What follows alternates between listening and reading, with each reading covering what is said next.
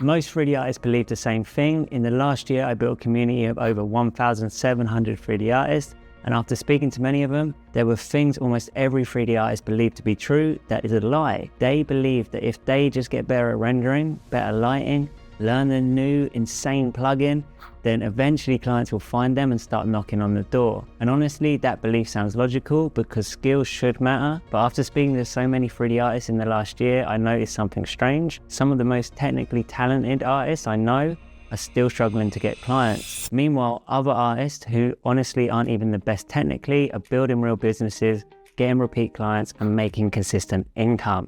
So what's the difference? It's not talent, it's not software. It's just a handful of very specific mistakes that quietly keep artists stuck. And the scary part is almost every artist I talk to is making at least one of them. So in this video, we're going to fix the biggest mistakes I see 3D artists making, and more importantly, how to avoid them if you actually want to turn your skills into income. I would love to see your biggest takeaway in the comments below. So let's get started with the first one. The first mistake I see 3D artists making is something I call the curiosity tax. And if you're not careful, you'll keep sabotaging your own progress by chasing shiny new tools. Because the 3D industry moves so fast, there's always something new, a new render engine, a new workflow, a new plugin everyone's excited about. One week it's Unreal, then it's geometry nodes, then suddenly there's an AI rendering tool and everyone's making videos about it. So naturally you want to keep up, you download it and you test it, you watch all the tutorials and it feels productive. But it feels like you're improving.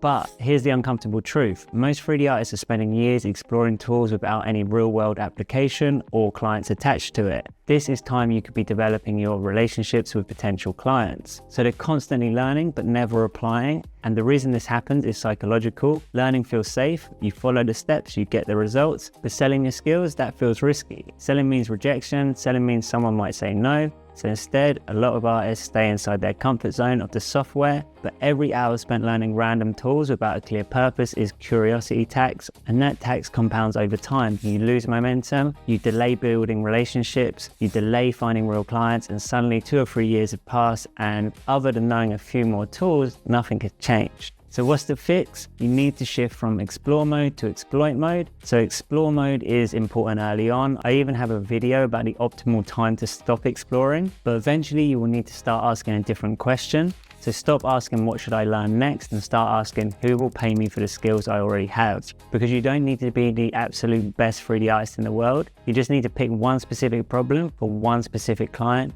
and build a repeatable system around it, solving it with the skills you already possess. So find a gap in the market and plant your flag there. So this is a shift from thinking that the software, the portfolio, or the tools create the opportunities.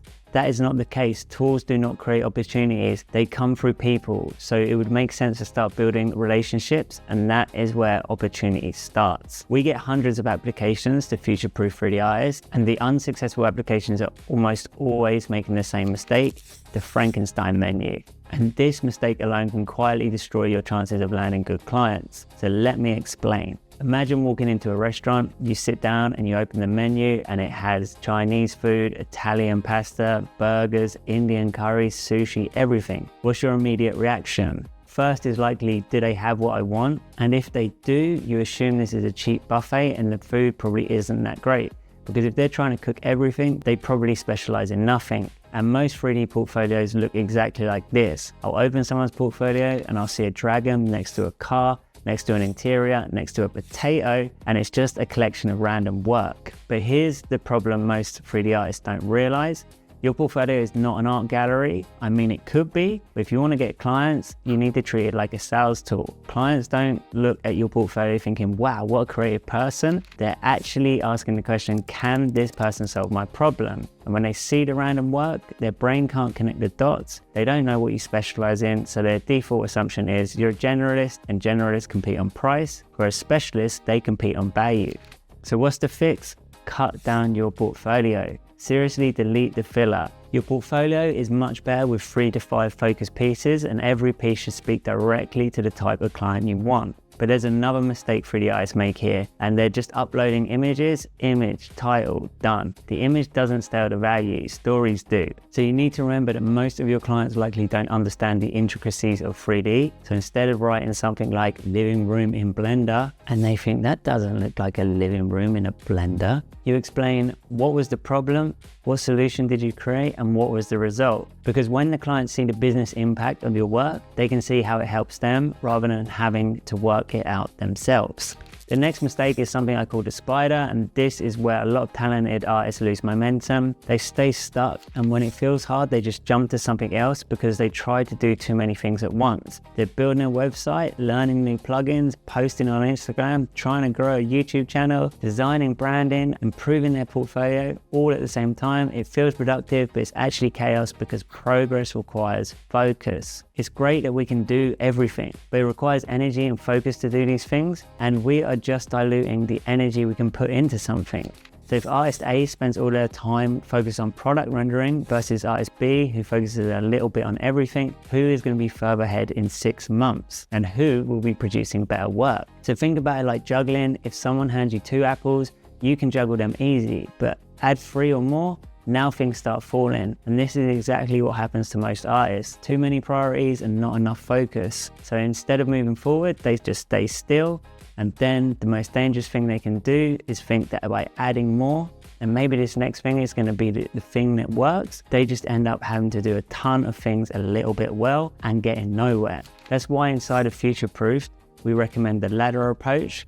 So think about your career as climbing a ladder. You cannot grab the next rung until the previous one is stable. Otherwise, you're going to fall. If you have absolutely no clients and you're sitting at your desk spending 4 hours researching the perfect typography for your invoice template, you are playing on hard mode. You are focusing your precious energy on tasks that do not move the needle. So the ladder might look like this. Decide on your niche, make images, turn them images into a portfolio, create an offer, install an outreach system, make sales, onboard your client, deliver the work, refine your systems, and scale up. But a lot of artists are trying to climb 5 rungs at once and just assume that it doesn't work. So keep things as simple as possible, because the more complexity you add, the more things are going to screw up. So just climb the ladder 1 rung at a time. Now here's one of the biggest reasons talented artists stay invisible.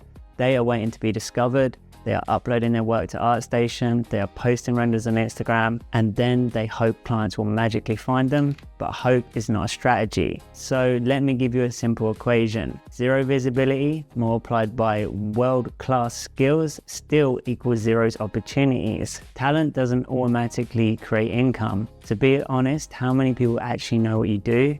Is it 5 people, 10 people, 100, 500? The more people that know what you do, the more opportunities you're going to get. And the biggest reason artists avoid outreach is fear of rejection, fear of being ignored, fear of not being ready. But outreach is not emotional, it is mathematical. If you contact 200 potential clients and just one of them turns into a paying project, that entire outreach effort becomes worth it.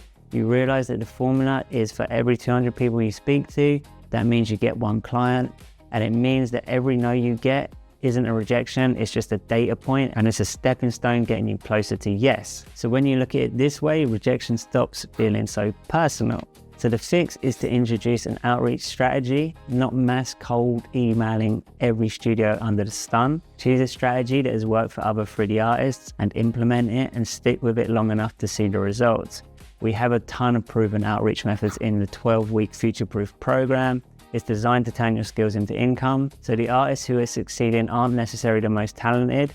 They're the ones who are consistently putting themselves in front of the market. Now there's one shift that separates struggling artists from successful ones, and it's this focus on pixels on your screen rather than the client experience. Because even if you land clients, if those clients never come back, you're going to be stuck chasing work forever. The ultimate goal here is to end up with a roster of clients so that you don't have to be doing outreach every single day. And most artists think they lose clients because of the quality of their renders, but in reality, clients rarely leave because of the art. They leave because the experience was stressful, missed deadlines, poor communication, confusing process. The artists who build sustainable careers understand one simple thing: reliability beats talent. So the fix is straightforward. If you provide a world-class experience, so I'm talking about clear onboarding, sticking to your deadlines, managing their expectations and providing strong communications, clients are going to view you as an investment rather than an expense, and you become someone they trust. And the more you work with someone, the more you understand their world, what they like, what they don't, and they are less likely to look elsewhere. For example, I could almost certainly get a cheaper accountant, but I don't, because they understand my business. I've worked with them a long time and I know, like, and trust them. And when clients trust you, they come back and they refer you to their network, and eventually your business grows without you constantly chasing new work. And that is all for today. Join the community, apply for Future Proofed, and watch this video next, and I'll see you next week.